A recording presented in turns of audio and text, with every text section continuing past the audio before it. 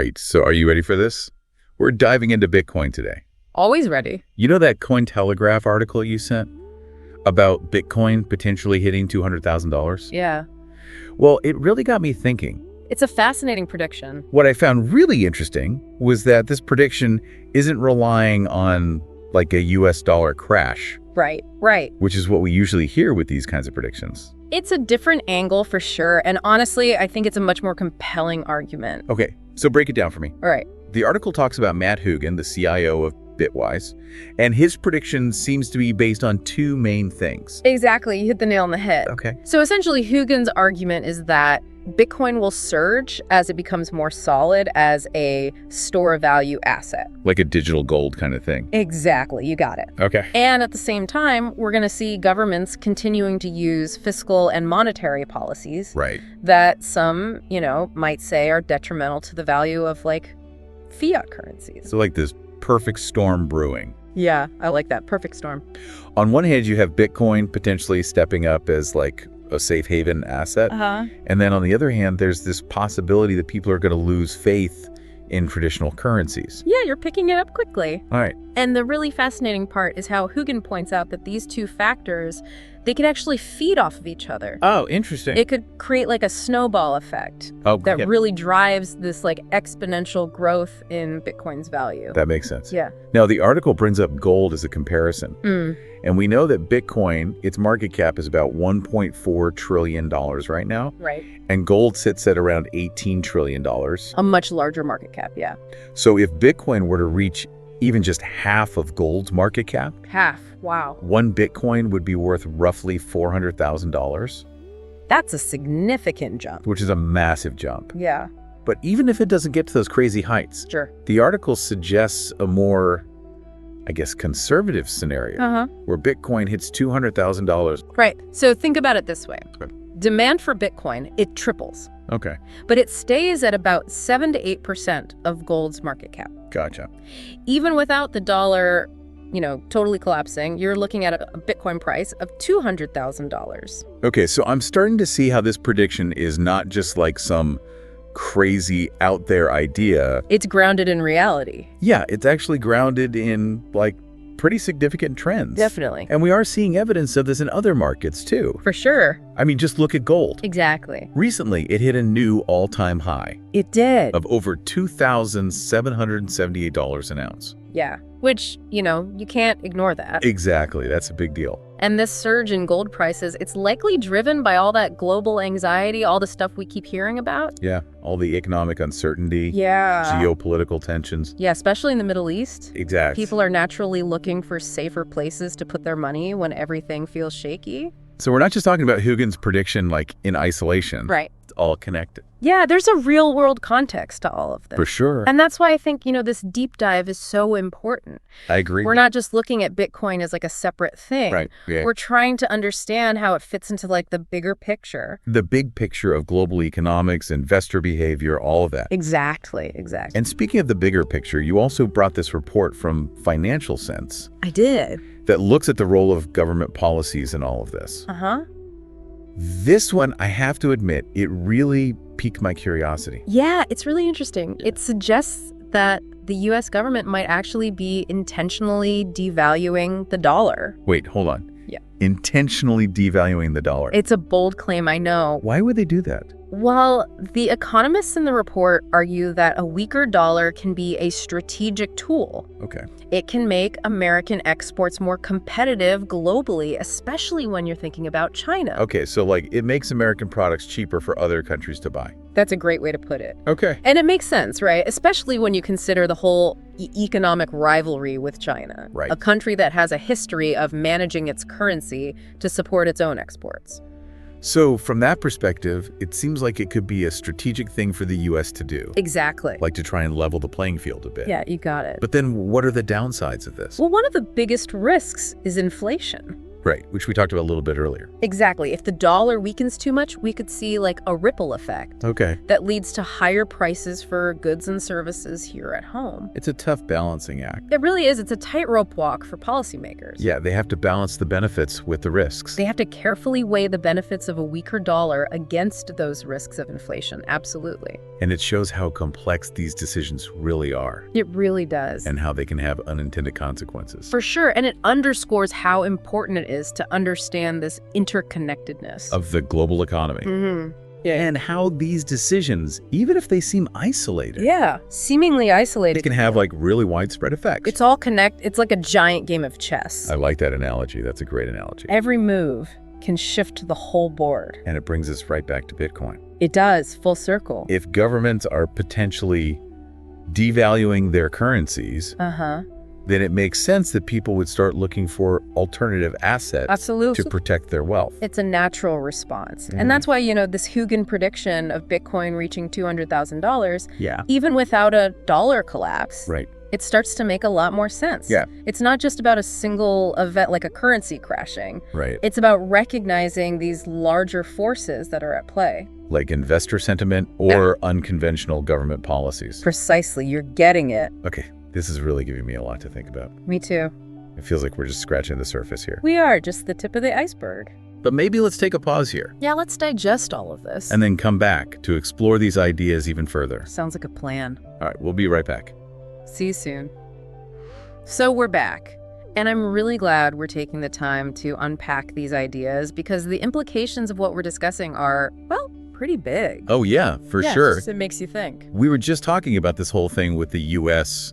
potentially devaluing the dollar as a part of its industrial policy. It's a fascinating concept, isn't it? It's a concept that's been swirling around in my head ever since we started talking about it. It is a complex issue, but let's try to break it down even further, maybe just a bit more. Okay. The economists who wrote that Financial Sense report, they make a pretty compelling argument. Okay. They're suggesting that a weaker dollar, it could actually give American businesses a competitive edge. In the global market. Exactly, in the global market. So it's kind of like giving American products a discount. Yeah, I like that. On the world stage. A discount on the world stage. It makes them more attractive to buyers in other countries. Yeah, that's a great way to think about it. Okay. And you can see why this might be tempting for policymakers. Right, especially with China. Especially when you look at the economic rivalry with China. A country that has a history of managing its currency. Yeah, they've been known to do that. To support its exports. Exactly. So from that perspective, yeah, it almost seems like a strategic necessity for the U.S. It could be. To consider these kinds of measures. First, it's a tool in the toolbox, so to speak. Right, exactly. But as with any policy. As with anything. There are always potential downsides. Right, like we were talking about before with inflation. Exactly. That was one of the risks that we mentioned. One of the biggest risks. Yeah. If the dollar weakens too much, we could see this ripple effect throughout the whole economy. It could lead to higher prices for just about everything. Groceries, gas, everything. It's a delicate balancing act for policymakers. Really is. They have to carefully weigh... They got to weigh the benefits. The potential benefits of a weaker dollar against the risks of inflation. It's a tough job. It really is. It's not easy being in charge of these kinds of decisions. I wouldn't want that job. It really highlights the complexity of these decisions and also the potential for unintended consequences, right? For sure. Which I think underscores the importance of understanding how everything's interconnected. How the global economy is interconnected. Exactly, and how these seemingly isolated policy decisions, they can have far-reaching effects. It can have massive effects. It's like that giant game of chess again. Every move can shift the whole board. The chessboard analogy, I love that. It's a good one, right? It helps to visualize it. It does. It really helps to see the bigger picture. And it brings us right back to Bitcoin. It does, full circle. If governments are potentially devaluing their currencies, it makes sense that people would start looking for somewhere else to put their money. It makes perfect sense. Alternatives, things to protect their wealth. For sure.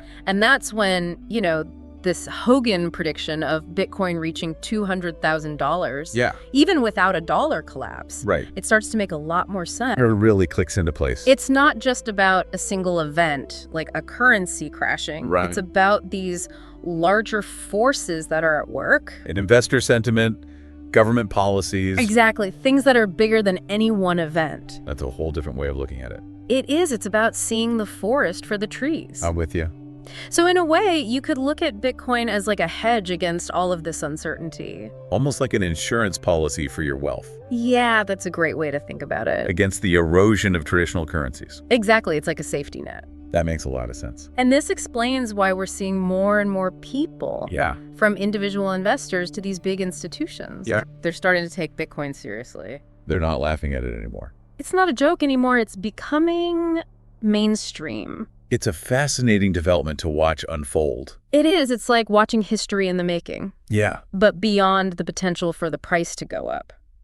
Yeah, besides that. What else is it about Bitcoin that appeals to investors? What else is there? That's a great question. Well, one of the key features that sets Bitcoin apart from traditional assets is its decentralized nature. Oh, right. Unlike fiat currencies, which are controlled by central banks, Bitcoin operates on a decentralized network. So no single entity has control over it. Exactly. It's like the Wild West of finance. Which in today's world where trust in institutions is, kind of eroding. Yeah, trust is a big issue these days. The decentralized nature could be seen as a major advantage. It's a huge advantage for some people. Really is. Because it's not subject to the whims of governments or central banks. Right. Bitcoin is often seen as a safe haven asset.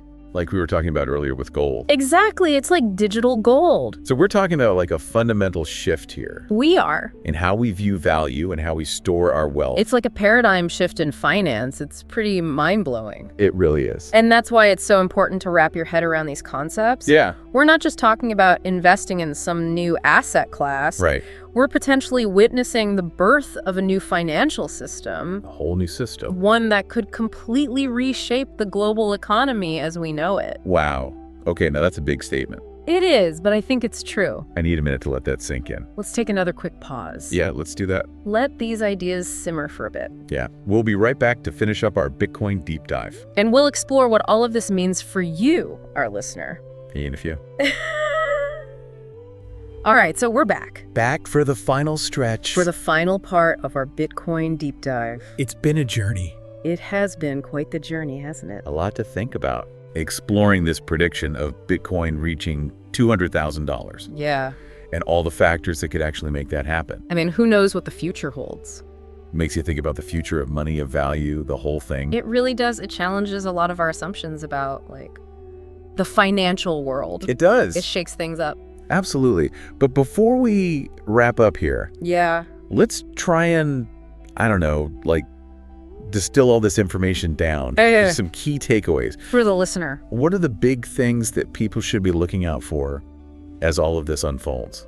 All right. So I think one of the most important things to keep an eye on is that interplay between Bitcoin, gold, and government policies. Right. Those three big things. We've talked about how they're all kind of interconnected. Yeah. And, really understanding those connections is going to be critical moving forward. It's not just about watching the price of Bitcoin. No, it's bigger than that. Right. It's about understanding that broader context. The global trends. Yeah, those global economic trends. All those anxieties. Right, because that's what might be driving investors towards things like Bitcoin and gold. Exactly, those safe haven assets. And, we're not just talking about individual investors here either. Right, the big players are getting involved too. Yeah, institutional investors are entering the market. And that's going to have a big impact for sure. That's going to change the game. It's going to be interesting to see how it all plays out. One thing that's really stuck with me from this whole deep dive is this idea that Bitcoin could represent like a paradigm shift. A whole new way of thinking. In how we think about money and value. A fundamental change. It's decentralized. Yeah.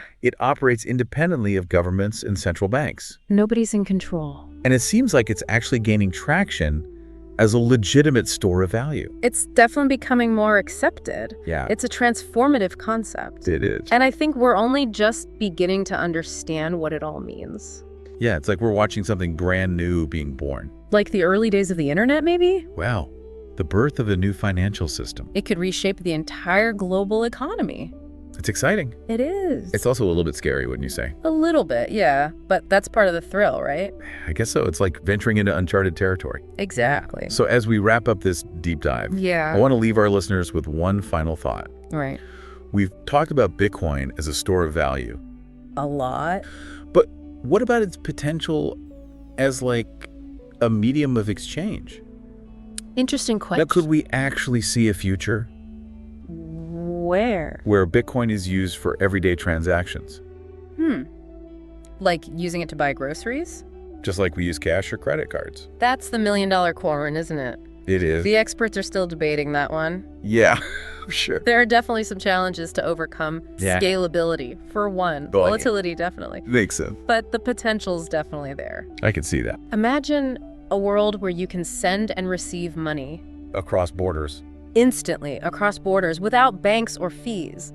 Now that's a world I want to live in. It's a compelling vision. It is, and one that I think is worth exploring further. For sure. I always encourage our listeners to stay curious. Always be learning. Do your own research. And don't be afraid to ask questions. Engage in these important conversations. About the future of finance. That's where it's all happening. Yeah, the future is happening now. Well said. Thanks for joining us on this deep dive. It's been a pleasure. Until next time. See you then.